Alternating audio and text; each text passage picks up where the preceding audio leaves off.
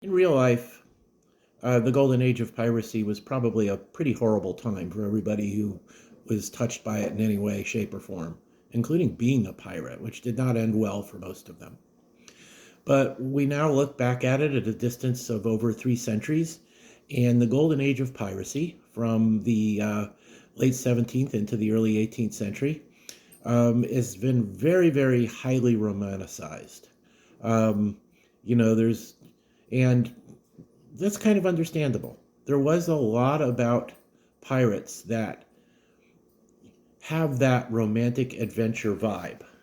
Um, I'm going to read a, a brief excerpt from The Pirates, part of the seafaring um, series that Time Life did in the late 70s. I believe this one was published in 1978. But listen to this. Everything about pirates was larger than life, and their story was highlighted by images of dramatic vividness. The prow of Lieutenant Robert Maynard's sloop plowing through American waters towards Virginia, with the severed head of Blackbeard hanging from the bowsprit.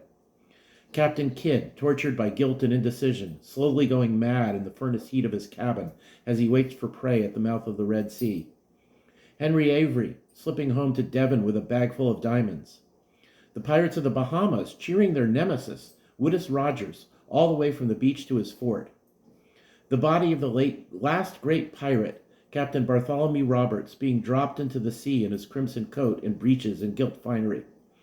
Images of smoking cannon and ships in flames, of oaths and drunken laughter, the click of dice on the deck, and the scream of a gale in the rigging. Cries from the crow's nest, "A sail! A sail!" The shudder of ship's timbers receiving a broadside, the screams of the maimed and the bones and brains in the scuppers. The clatter of golden doubloons, mortares, and pieces of eight. A girl in a hammock in the hot Devil's Island noon or a long Guinea night. And at the end of many a life, a hemp noose rough on the sunburned skin of the neck. And of course, what helped romanticize pirates in our modern minds more than anything else, even though the pirates were thoroughly the bad guys, was Treasure Island, written by Robert Louis Stevenson and first published in 1883. And so we get to the point of this video. Sorry about the extended prologue. I just really wanted to read that. But I have two kind of neat old editions of Treasure Island. I have this one with a rather plain cover, but it does, and you can see that it's kind of started to fall apart. I picked it up for just a couple bucks in a used bookstore. The Treasure Island by R.L. Stevenson, and it's kind of a fun little edition. It was a Library of Classics edition, published in London, and there's no, published in Great Britain, and there's no copyright date that I've been able to find. Let's see if I just missed it. No, so I don't know exactly when this was printed, but I'm going to say it was at least pre-World War II.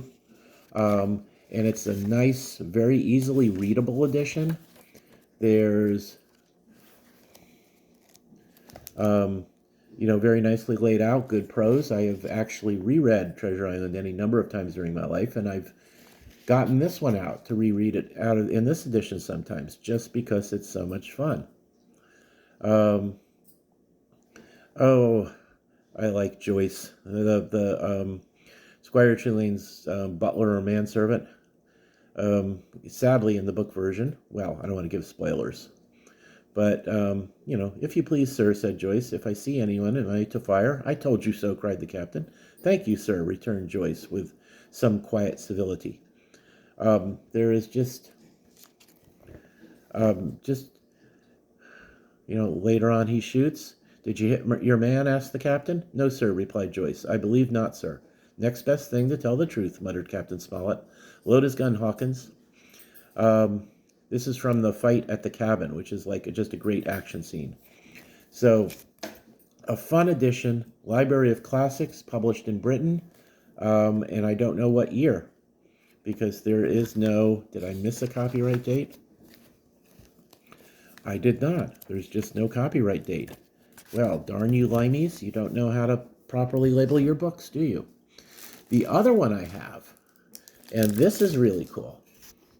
This is an edition of Treasure Island by Charles Scribner. It was first published in 1911, and it's got, the name of the original owner in it. And this was a reprint, still by Charles Scribner, in 1931. But what's cool about it is the NC Wyeth illustrations. NC Wyeth, one of the best American illustrators of all time. And there's just, now that I'm looking for one real quick, I of course won't find it.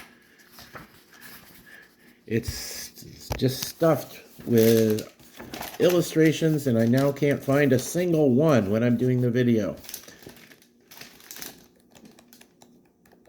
There we go.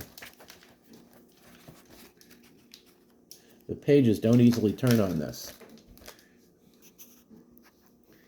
There's Captain Smollett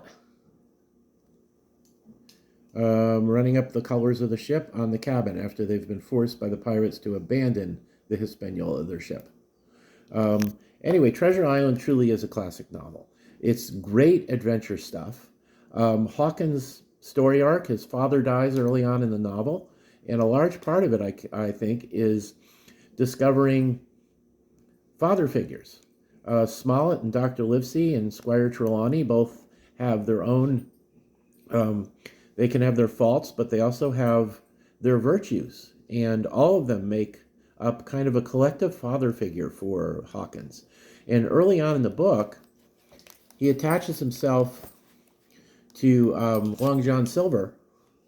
There he is leaving for the trip, and his mom is crying because her son is leaving. He attaches himself to Long John Silver, and it seems at first that Silver is going to be a mentor to him, but then Silver turns out to be the leader of the pirates who mutiny and take over the ship and want to find the treasure before the good guys do. And turns out to be a rather ruthless murderer and something of a con artist. There's another picture in here. I can feel it. Or I can't. Oh well. But it's a Knight's edition. I got this one recently when somebody donated a whole lot. Yep, there is Jim meeting with Long John. You can see Long John is short a leg down there. So a bunch of these Scribner NC Wyeth Classic editions were donated to the library at which I work recently, but we already had the Treasure Island one, so that went up for grabs.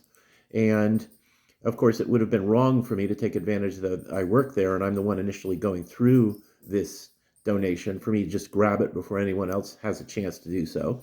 But that may have happened.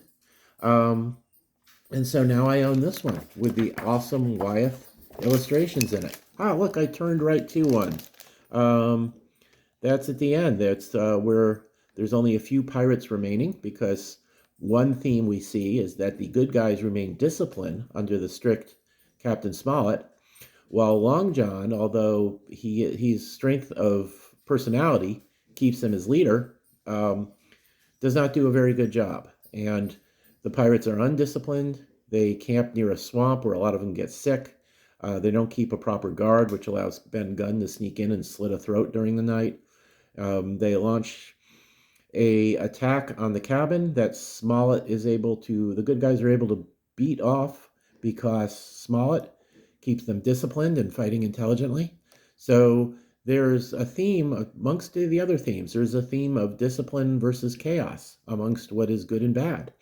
It's just a great book. It's a classic. There's all these underlying themes, but mostly it's got pirates and great action and is just really, really, really fun to read. There's one. This is Jim confronted by Israel Hands on the Hispaniola. One more step, Mr. Hands, said I, and I'll blow your brains out. And by golly, Jim does. I'm just not even going to try to prevent spoilers. This book's been around for 140 years now, 143 years. So, best movie version, by the way, is actually the made-for-cable one that was on TBS in 1989 or 90 with Charlton Heston as Long John and a very young Christian Bale, the future Batman, as Jim Hawken. And it is very faithful to the book. It's very well done, and I recommend that highly. If you've never watched it, got a great soundtrack by the Chieftains as well. So anyway, those are my two awesome editions of Treasure Island. That in this British Library of Classics edition that's undated. I will have to do some research and find out when it was. I really do get in the habit of looking more things up before doing this video. And well, pirates are awesome, aren't they? And these are two cool editions of the best pirate novel ever written. Thank you for listening.